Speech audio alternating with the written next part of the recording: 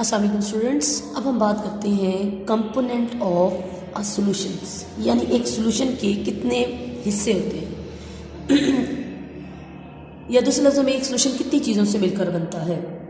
हमने अभी डिस्कस किया अपने प्रीवियस लेक्चर में कि solution is a homogeneous mixture of two or more then to substances.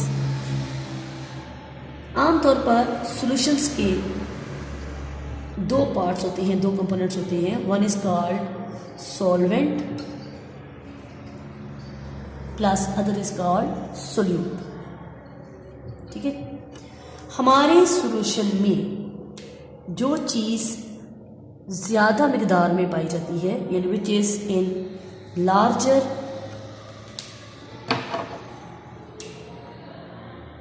Quantity, larger quantity में है, अगर कोई चीज़ ज़्यादा मिकदार में है तो उसे कहते हैं हम सॉल्वेंट। और जो चीज़ हमारे सॉल्यूशन में स्मॉलर अमाउंट में है, ठीक है, स्मॉलर क्वांटिटी में है, तो उसे हम कहते हैं सोल्यूट।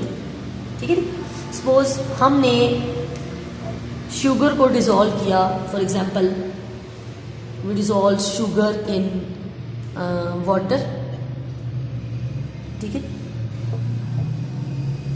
फॉर एग्जाम्पल शुगर और सॉल्ट भी हो सकता है, शुगर इन वाटर। तो स्टूडेंट्स क्या आप बता सकते हैं इस सॉल्यूशन में सॉल्वेंट कौन सा है और सोल्यूट कौन सा है? एग्जैक्टली हम गेस कर सकते हैं। देखिए, हम जब भी पानी में शुगर डालते हैं तो पानी ज़्यादा होता है और शुगर कम होती है। It means water is our solvent क्योंकि ये ज़्यादा होता है, and sugar is our solute. ठीक है जी। लेकिन बाज़ दफ़ा हम कुछ ऐसे सॉल्यूशंस भी बनाते हैं जिनमें हम दो से ज़्यादा चीज़ें मिक्सअप कर रहे होते हैं। लेट्स सपोज हमने शुगर डाली, थोड़ा सा सॉल्ट भी साथ डाल दिया, ठीक है, तो अब हमारे इस सॉल्यूशन में सोल्यूट क्या होगा और सॉल्वेंट क्या होगा। तो स्टूडेंट्स एक बात याद रखें, चाहे हम to or more then to substances mix करें, सॉल्वेंट नॉर्मली एक ही कहलाएगा क्योंकि जो सबसे ज़्यादा मिकदार में होगा और वो ज़्यादातर वाटर ही होता है, और जो रेस्ट ऑफ द थिंग्स होंगी वो हमारी सोल्यूट कंसिडर होगी। ठीक है जी। और दूसरी बात ये कि बाज़ दफ़ा हम सॉल्वेंट भी एक से ज़्यादा अगर डाल रहे हैं, मिक्सअप कर रहे हैं, तो उस समय से भी जिसकी सॉल्युबिलिटी ज़्यादा है, जो ज़्यादा चीज़ों को अपने अंदर डिज़ोल्व करता है, नॉर्मली वो वाटर ही है, तो वही हमारा सॉल्वेंट कहलाएगा और रेस्ट ऑफ द थिंग्स हमारी सोल्यूट कहलाएंगी। ठीक है जी। इस तरह हम डिफरेंट किस्म की एग्जांपल्स अपने सराउंडिंग में देख सकते हैं और सोल्यूट और सॉल्वेंट की एग्जांपल्स को अलग कर सकते हैं। ठीक है जी। Like oxygen in water. अब ऑक्सीजन इन वाटर में ऑक्सीजन क्या है? सारी सी बात है, थोड़ी मिकदार में वो हमारी सोल्यूट होगी और वाटर हमारा सॉल्वेंट होगा। ज़्यादातर हमारा वाटर जो है वो सॉल्वेंट होता है। इस तरह से और भी हम एग्जांपल ले सकते हैं, लाइक डस्ट पार्टिकल्स हो गए एयर में, स्मोक हो गया एयर में, तो इसमें हमारा एयर सॉल्वेंट होगा और जो डस्ट पार्टिकल और जो स्मोक है वो हमारा क्या है? सोल्यूट होगा। ठीक है जी। तो हमारे ऐसे सॉल्यूशंस जिनमें हमारा सॉल्वेंट वाटर होता है वो कहलाते हैं एक्वस सॉल्यूशन। ठीक है, सॉल्वेंट इज ओनली वाटर।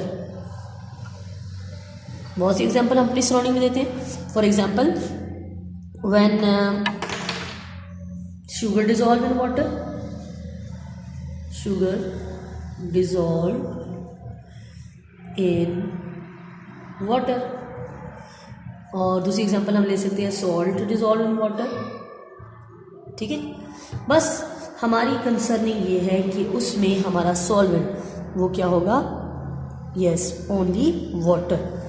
दो solution which is form by dissolving any substance in water, that is called aqueous solution. ठीक है जी।